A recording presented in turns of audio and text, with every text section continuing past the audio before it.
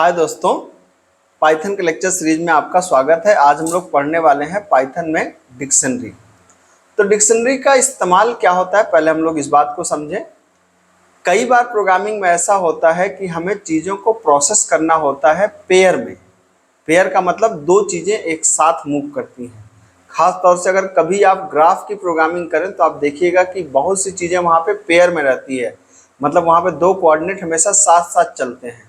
तो कहीं पर भी जहाँ पर चीज़ें पेयर में प्रोसेस होती हैं वहाँ पे डिक्शनरी का इस्तेमाल बहुत ज़बरदस्त तरीके से हो सकता है। तो डिक्शनरी का काम क्या होता है? डिक्शनरी चीज़ों को की और वैल्यू के पेयर में स्टोर करती है, और जो नॉर्मल डिक्शनरी है वो अनऑर्डर्ड होती है। अनऑर्डर्ड का मतलब क्या है? अनऑर्डर्ड का मतलब है कि जैसे आप देंगे, इसका कोई ऑर्डर नहीं होता, जैसे देंगे उसी क्रम में वो उसको अरेंज करता जाएगा। जैसे एग्जाम्पल भी साथ साथ देखते रहें। जैसे डेटा है तो ये 101 है, इसको की बोलेंगे, और जो इधर वाली वैल्यू है इसको वैल्यू बोलेंगे, और बीच में इनको सेपरेट कौन करता है? कोलन। तो यही चीज यहाँ पे लिखा है कि it is a container that contains data. तो जाहिर सी बात है इसके अंदर डेटा होगा इन फॉर्म ऑफ की and value which is separated by a colon. तो यहाँ पर जो पहली चीज है दैट इज की, और दूसरी चीज है दैट इज वैल्यू, और सेपरेटेड बाई कोलन। अब यहाँ एक चीज और आपके दिमाग में आ रही होगी कि यहाँ पे हमने सिंगल कोट नहीं दिया, यहाँ सिंगल कोट दिया है। तो ये सिंपल सी लॉजिक है कि अगर स्ट्रिंग वैल्यू है तो सिंगल कोट में देना होगा, और न्यूमेरिक है तो सिंगल कोट में देने की जरूरत नहीं है। तो जो पेयर होता है, मतलब ये जो इन दोनों को मिला करके हम लोग पेयर बोलते हैं। तो ये जो पेयर होता है की और वैल्यू का, टेक्निकली इसको बोलते हैं आइटम। मतलब जैसे मैंने कहा ये, तो ये एक आइटम है, जैसे ये तो ये एक आइटम है, जैसे ये तो ये एक आइटम है, ठीक है। और जितने भी आइटम्स होते हैं, मतलब एक डिक्शनरी के अंदर तो कई आइटम्स होंगे, तो आइटम क्या होते हैं कि सेपरेटेड होते हैं आपस में, किसके ग्राउंड पे? कामा के ग्राउंड में। मतलब आइटम्स के बीच में आपस में क्या लगा होता है? कामा लगा होता है। और the key passed in the item must be unique. की हमेशा क्या होती है? यूनिक होती है। जैसे आइए इसको करके भी देखते चलते हैं साथ साथ। तो जैसे मान लीजिए कि आपने एक डेटा नाम की एक डिक्शनरी बनाई जिसमें पहला आपने 101 दिया, ये की है, मतलब हम इसको रखना क्या चाह रहे हैं? रोल नंबर और नाम, और हमने नाम रखा अनुज, ठीक है। फिर दूसरा डिटेल हमने 102 का रखा, 102 का हमने कहा कि भाई ये है मिस्टर पंकज, ठीक है। और तीसरे कौन है? जैसे हमने कहा 103, 103 पे कौन है? हमने कहा कि मान लीजिए मनोज। 104 पे कौन है? 104 पे है मान लीजिए मोहसिन, ठीक है। ये है, अगर आप डेटा के अंदर देखेंगे तो ये सारी चीज़ें होंगी। अब इसके अंदर क्या होता है कि हम डुप्लीकेट, जैसे वैल्यू तो डुप्लीकेट हो सकती है, जैसे आपने कहा कि भाई इसी को हम फिर से कॉपी कर लेते हैं। वैल्यू तो डुप्लीकेट हो सकती है, मतलब मैंने कहा कि जो बंदा 105 पे है उसका भी नाम क्या है? उसका भी नाम अनुज है। ये बिल्कुल संभव है। तो अगर आप ऐसा करते हैं तो कोई समस्या नहीं है। आप देखें डेटा पे 101 भी अनुज है, 105 भी अनुज है। लेकिन क्या हो कि अगर की को आप डुप्लीकेट कर दें तो की यूनिक होती है और की चेंज नहीं होती। एक डिक्शनरी के अंदर एक की एक ही बार हो सकती है, वो रिपीट नहीं कर सकती। तो मान लीजिए अगर आप रिपीट करेंगे तब क्या होगा, आइए करके देख लेते हैं। जैसे मान लीजिए कि ये डिक्शनरी आपने भी बनाया, और इस डिक्शनरी को हमने दोबारा बनाने की कोशिश करी, और हमने कहा कि 101 को मैं दोबारा यहाँ पे दे रहा हूँ, और इस बार मैंने कहा कि 101 पे मान लीजिए हमने कहा राखी, ठीक है। तो अब जब डेटा के अंदर आप देखेंगे तो 101 की वैल्यू रिप्लेस हो गई, अनुज से क्या हो गया? वो राखी हो गया। क्यों रिप्लेस हो गई? रिप्लेस इसलिए हो गई कि की को अगर आप दोबारा देंगे तो वो पुरानी वैल्यू रिप्लेस हो जाएगी और की वही रहेगी, ठीक है। लेकिन कहने का मतलब क्या होता है? कहने का मतलब सिंपल ये है कि जो भी की आपकी होती है वो यूनिक होती है और इम्यूटेबल होती है। की बदल नहीं सकती और यूनिक होती है, आप डुप्लीकेट की नहीं रख सकते।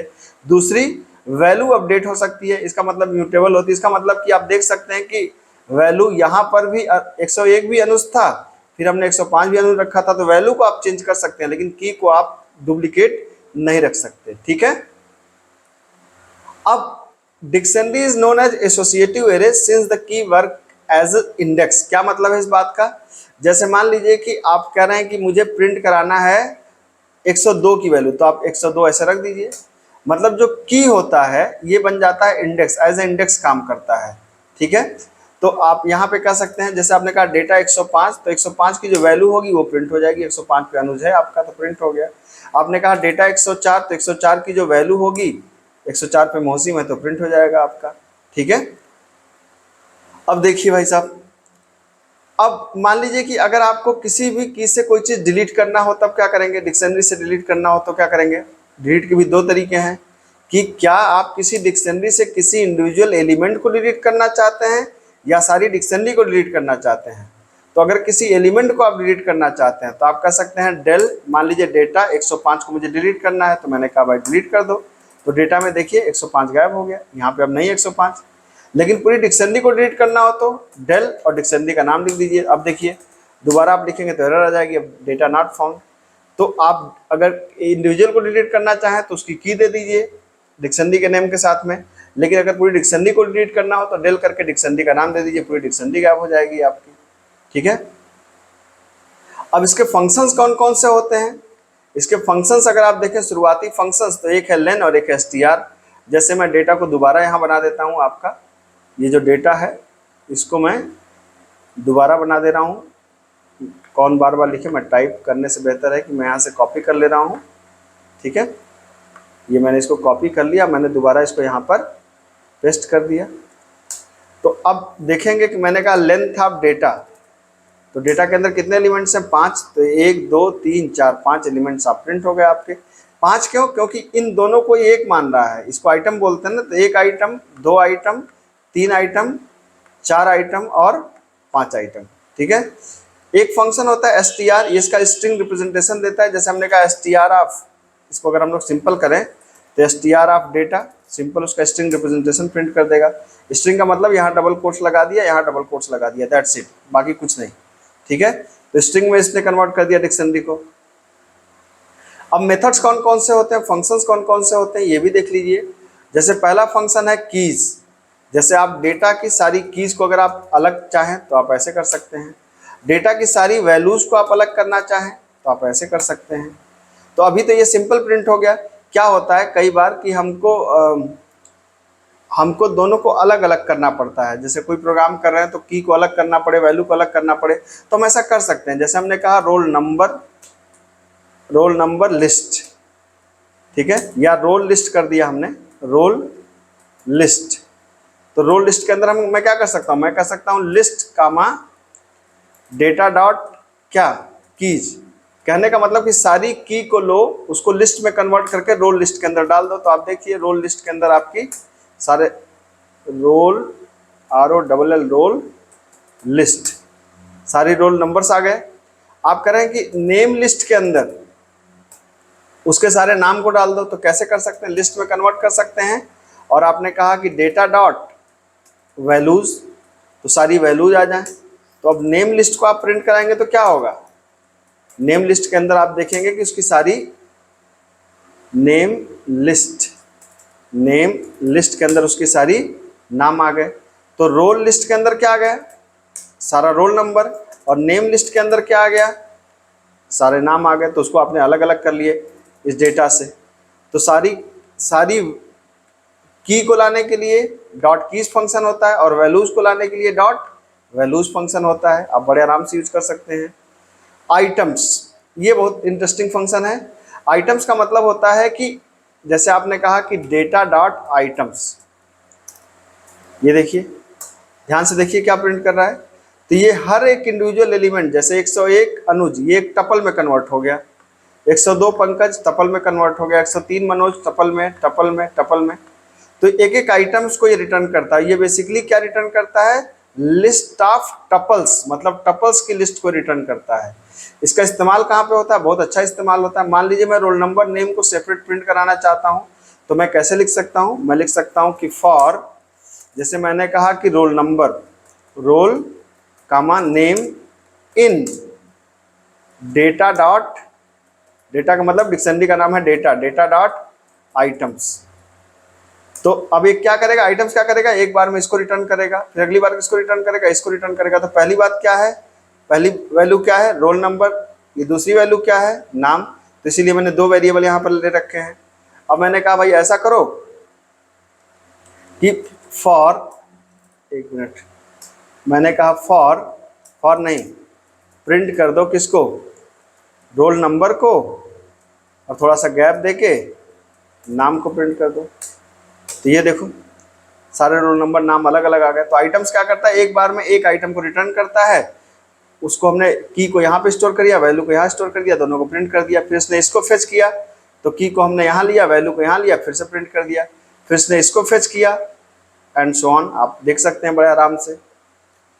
अगला फंक्शन है अपडेट। अपडेट का क्या काम है भाई, मान लीजिए आपकी ये डिक्शनरी है, ठीक है, आपकी डिक्शनरी है। अब आप 106 इसमें ऐड करना चाहते हैं तो आप कैसे ऐड करेंगे, तो बहुत आसान है, डेटा डॉट आप कर सकते हैं अपडेट। क्या आपने कहा 106 और आपने कह दिया कि कमल, 106 और कमल, ये आपकी डिक्शनरी में ये आपका डेटा में 106 भी ऐड हो गया। तो अगर कोई नया आइटम को ऐड करना है या कोई नई डिक्शनरी को ऐड करना है तो आप डॉट अपडेट मेथड का इस्तेमाल कर सकते हैं, बड़े आराम से आपका हो जाएगा, ठीक है। सिमिलरली क्लियर, कॉपी और गेट। क्लियर का इस्तेमाल, जैसे मान लीजिए कि अब मैं रिकॉर्ड नाम से एक डिक्शनरी बनाना चाहता हूँ, मैं चाहता हूँ कि डेटा की कॉपी हो जाए वो, तो आप ऐसे कर सकते हैं। अब रिकॉर्ड भी वही हो गई जो डेटा के अंदर था, रिकॉर्ड के अंदर वो सारी चीज आ गई जो डेटा के अंदर था। अब डेटा को मुझे क्लियर करना है तो मैं कह सकता हूँ क्या, डेटा डॉट क्लियर। तो आप देख सकते हैं कि डेटा के अंदर अब क्या हो गया, खाली हो गई डेटा। अब खाली हो गया तो आप इसको डिलीट कर सकते हैं, क्या, डिलीट डेटा। ये देखिए अब डेटा दोबारा करेंगे तो एरर भी आ जाएगी आपकी। ये देखिए डिक्शनरी पूरी की पूरी गायब हो गई, डेटा नॉट डिफाइंड, ठीक। गेट क्या होता है, जैसे रिकॉर्ड डिक्शनरी आपके पास है, अब गेट का मतलब कि हमने कहा रिकॉर्ड डॉट गेट, आप की दे दीजिए, वैल्यू आपको दे देगा। जैसे 101, तो 101 पे कौन है, अनुज है, अनुज दे देगा। आप कहना चाहते हैं 106 की वैल्यू को बताओ, तो आप यहाँ पे 106 दे दीजिए, 106 दे देंगे तो कमल बता देगा, 106 पे आप देखिए कमल है, ठीक है। अब क्या करना है, जैसे मान लीजिए कि मैंने यहाँ पे क्वेश्चन आपको दिया है, क्वेश्चन क्या दिया है, मैंने कहा कि अगर दो सेपरेट लिस्ट हो, मान लीजिए एक लिस्ट 1 है, एक लिस्ट 2 है, इन दोनों लिस्ट को हमको क्या बनाना है, डिक्शनरी बनाना है, मतलब हमें उल्टा करना है। अभी तक हमने क्या किया, डिक्शनरी से लिस्ट बना लिया था, अब हमारे पास लिस्ट दी गई हो, जैसे हमने कहा कि एक हमारे पास रोल नंबर की लिस्ट दी गई है, roll number is equal to list है 101, 102, 103, 104 मान लेते हैं, और एक नेम की लिस्ट है, नेम्स। तो अब आपने इसको कहा, मान लीजिए कि हमने कहा ओम, जय और जगदीश और शंकर, ठीक। अब हमें इन रोल नंबर की और नेम की एक डिक्शनरी बनानी है, तो रोल नंबर को हमें बनाना है की और नेम को बनाना है वैल्यू। और हमें इन दो, मतलब अभी तक क्या था कि हम लोग डिक्शनरी से लिस्ट बना रहे थे, अब लिस्ट से डिक्शनरी बनाना है, उल्टा करना है। तब क्या कर सकते हैं, तो हमारे पास एक फंक्शन होता है, मान लीजिए हमने इसका नाम रखना चाहा कि स्टूडेंट डेटा, तो हमने क्या कर दिया, हमने कहा डिक्शनरी में कन्वर्ट करो, DICT, क्या करो, एक फंक्शन होता है जिप, जिप के अंदर की किसको बनाना है, रोल नंबर को, रोल नंबर वाली लिस्ट को, और वैल्यू किसको बनाना है, नेम्स वाली लिस्ट को, बस हो गया काम खत्म, ठीक है। अगर आप स्टूडेंट डेटा को आप प्रिंट कराएंगे तो आप देख सकते हैं क्या हो गया, 101 बन गया, उसकी करस्पॉन्डिंग वैल्यू ये हो गई, 102 corresponding value, 103 corresponding value, 104 corresponding value, है कि नहीं आसान, ठीक है। अब यहाँ पर एक हमने प्रैक्टिस क्वेश्चन दिया है, क्या हमने कहा है कि आप एक नाम लो और नाम की कैरेक्टर की फ्रीक्वेंसी को काउंट करो। जैसे अगर धनंजय दिया है तो D एक बार है, H एक बार है, A 3 बार है, N 2 बार है, J एक बार है, Y एक बार है। तो इस क्वेश्चन को बड़े आराम से आप कर सकते हैं बेसिक लॉजिक से, लेकिन अगर आप इसको डिक्शनरी से करेंगे तो आपको मजा आ जाएगा। तो करना क्या है, हम इस कैरेक्टर्स को बना देते हैं डिक्शनरी, सॉरी इस कैरेक्टर को बना देते हैं की, और जो फ्रीक्वेंसी उसको बना देते हैं वैल्यू। तो अगर किसी डिक्शनरी के अंदर कैरेक्टर नहीं है तो उसकी वैल्यू 1 कर देते हैं, और कैरेक्टर है तो जितनी बार है उसको +1 करते चलते हैं। यही तो करना है ना लॉजिक। आइए इसको देख लेते हैं। जैसे आपने यहाँ पर एक नाम बनाया, और नाम क्या दिया आपने, नाम दिया मान लीजिए आपने धनंजय, ठीक है। ये क्या भाई, name is equal to Dhananjay, ले लिया आपने। अब हमने एक डिक्शनरी बना लिया, मान लीजिए हमने इसका नाम दिया फ्रीक्वेंसी, ये डिक्शनरी ब्लैंक डिक्शनरी बन गई। अब और हमने क्या किया, हमने कहा कि ऐसा करो कि कैरेक्टर लो कहाँ से, नाम से कैरेक्टर को लो। अब चेक करो कि क्या वो कैरेक्टर नॉट इन कहाँ पे, फ्रीक्वेंसी के अंदर है। क्या वो कैरेक्टर फ्रीक्वेंसी के अंदर पहले से नहीं है? पहले से नहीं होगा तो इसका मतलब कि उसकी वैल्यू कितनी कर दें हम लोग, उसकी वैल्यू कर दें 1, ठीक है। लेकिन अगर वो पहले से कैरेक्टर है तब क्या कर दें, उसकी फ्रीक्वेंसी क्या कर दें, हमने कहा कि प्लस इक्वल 1। अब आप देख सकते हैं फ्रीक्वेंसी अरे में फ्रीक्वेंसी काउंट हो गई, डी एक बार, एच एक बार, ए 3 बार, एन 2 बार, जे एक बार, वाई एक बार। अब अगर इसको आप प्रिंट कराना चाहते हैं थोड़ा सा यूजर फ्रेंडली तरीके से तो वही कर सकते हैं, फॉर कैरेक्टर और काउंट इन क्या, फ्रीक्वेंसी डॉट आइटम्स, ठीक है। और प्रिंट क्या करा देना है आपको, कैरेक्टर, फिर थोड़ा सा आपको गैप देना है, और गैप देने के बाद आपको क्या प्रिंट करा देना है, काउंट को प्रिंट करा देना है बस। देखिए डी एक बार, एच एक बार, ए 3 बार, एन 2 बार, जे एक बार, वाई एक बार, एकदम आराम से हो गया। तो आप देख सकते हैं कि एक अच्छा सा क्वेश्चन हम लोगों ने कर लिया। बहुत मजेदार चीज़ है डिक्शनरी, खास तौर से अगर कभी आप ग्राफ की प्रोग्रामिंग करने चले तो डिक्शनरी का वहाँ भर भर के इस्तेमाल होता है। तो मिलते हैं अगली क्लास में, तब तक प्रैक्टिस करते रहिए। Thank you so much.